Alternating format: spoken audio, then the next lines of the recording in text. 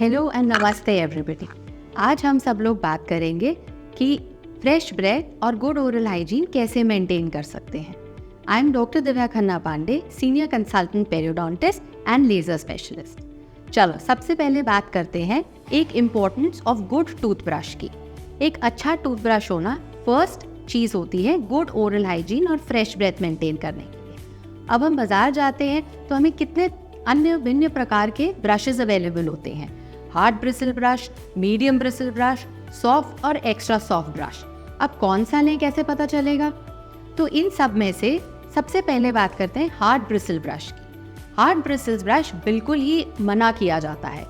Hard bristle brush हमें नहीं use करना चाहिए क्योंकि ये हमारे दांतों की ऊपरी परत जो होती है, जिसे इनेमल कहते हैं, उसको इरोड करके घिस देते हैं, जिसकी वजह से जब भी हम कुछ ठंडा, गर्म या खट्टा खाएं तो हमें दांतों में झंझनाहट फील होती है, जिसे डेंटिन हाइपरसेंसिटिविटी भी कहा जाता है। ये नहीं, सिर्फ जो हार्ड ब्रिसल टूथब्रश होते हैं वो हमारे मसूड़ों को भी नुकसान पहुंचा सकते हैं, इसलिए हार्ड ब्रिसल ब्रश नहीं करने हैं इस्तेमाल। तो फिर क्या करें इस्तेमाल? एक होता है सॉफ्ट ब्रिसल टूथब्रश। सॉफ्ट और एक्स्ट्रा सॉफ्ट ब्रिसल टूथब्रश सबसे बेस्ट होते हैं और सारे डेंटिस्ट इसे हाईली रेकमेंड करते हैं। इस ब्रश से अगर आप कायदे से अच्छी तरीके से 2-2.5 मिनट सुबह और रात को ब्रश करें तो आपकी आधी से ज़्यादा डेंटल प्रॉब्लम सॉल्व हो जाएंगी और आपके मुंह में हमेशा आपको ताजगी का एहसास रहेगा। और ये जो सॉफ्ट ब्रिसल्स ब्रश होते हैं ये आपके मसूड़ों को भी बिल्कुल नुकसान नहीं पहुंचाते हैं। अब दूसरे सबसे इम्पॉर्टेंट चीज़ है टूथपेस्ट। तो कौन सा टूथपेस्ट यूज़ करें?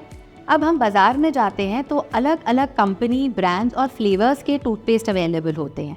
आपको जो पसंद आए, जो आपको अच्छा लगे, आप इस्तेमाल कर सकते हैं। बस एक चीज़ का ध्यान रखिए कि वो टूथपेस्ट FDA सर्टिफाइड और फ्लोरिडेटेड टूथपेस्ट हो। अब फ्लोरिडेटेड का क्या मतलब है?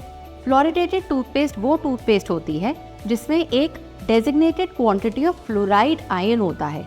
ये फ्लोराइड आयन बहुत इंपॉर्टेंट होता है क्योंकि ये आपके दांतों को स्ट्रॉन्ग और टूथ डीके, दैट इज कीटाणु लगने से प्रिवेंट करता है।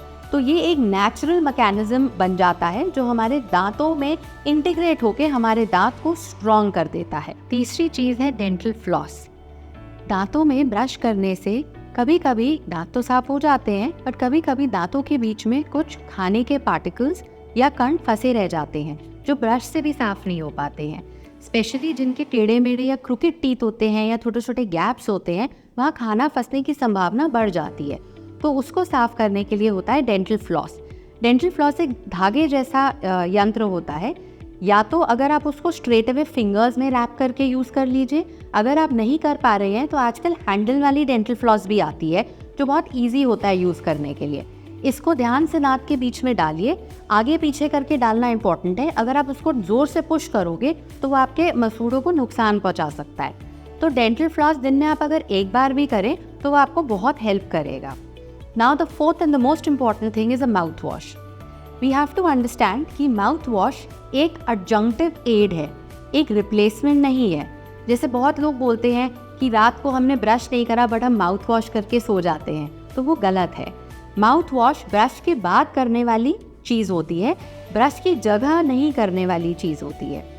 अगर आप माउथ वॉश कर रहे हैं तो उसको डॉक्टर के प्रिस्क्रिप्शन और जैसे एडवाइस किया गया है वैसे कीजिए। यूजुअली उसका एक स्पेसिफिक रेशो होता है जिसमें पानी और माउथ वॉश को आप डिजोल्व करते हो, वो फॉलो कीजिए। And very importantly, mouth wash करने के बाद आधे घंटे तक कुछ खाइएगा या पिएगा नहीं, क्योंकि माउथ वॉश जो एक दवाई जैसे समझिए जो आपके पूरे मुंह में, दांतों में, टंग में और म्यूकोजा में एक पतली सी लेयर बना देता है जो बैक्टीरिया और वायरसेस को मारता है। अगर आप पानी से कुल्ला कर लो या कुछ खा लो तो उसका इफेक्ट निगेट हो जाता है। तो that is what mouth wash is all about. Now, after these 4 things, it is very important कि फ्रेश ब्रेथ मेंटेन करने के लिए हम गुड ओरल हाइजीन हैबिट्स के साथ गुड डाइटरी हैबिट्स भी फॉलो करें।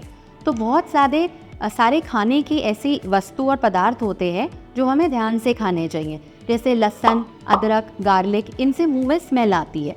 पर ऐसा नहीं है कि ये नहीं खाएं, बस ये खाने के बाद ब्रश, कुल्ला ज़रूर करें। टू मेंटेन फ्रेश ब्रेथ हमें डिलीटेरियस हैबिट से भी दूर रहना चाहिए, जैसे कि स्मोकिंग टबैको या चूएबल टबैको। ये not only injurious to health होता है बट ओरल कैविटी, आपके मुंह के लिए एक पॉइजन का काम करता है। इसकी वजह से ना कि आपके दांतों पे स्टेन आता है, मुंह में गंदी स्मेल आती है, इसको छोड़कर ये इसमें ऐसे केमिकल्स होते हैं जो आपके गम और पेरिडोंटल डिजीज दैट मीन्स मसूड़ों को भी नुकसान काफ़ी हद तक पहुंचाकर उसमें दिक्कतें पैदा करते हैं। और आखिरी में सबसे ज़रूरी है रेगुलर डेंटल चेकअप्स। ये बहुत इम्पॉर्टेंट इसलिए है क्योंकि अगर आपके मुंह में कोई भी छोटी सी भी तकलीफ शुरू भी हो रही हो तो उसको अर्ली इमीडिएटली डॉक्टर डायग्नोस कर पाएगा। जितनी जल्दी उसका डायग्नोसिस होगा उतना ही आरामदायक और जल्दी और छोटा उसका ट्रीटमेंट होगा, जिससे पहले तकलीफ काफ़ी बढ़ जाए। इसीलिए उसे इम्पॉर्टेंट है कि जड़ से पहले ही पकड़ लिया जाए। ये सब अगर आप छोटे छोटे टिप्स एंड ट्रिक्स फॉलो करेंगे तो आपकी फ्रेश ब्रेथ हमेशा मेंटेन रहेगी। In the end, thank you everyone, keep smiling, stay healthy. Thank you.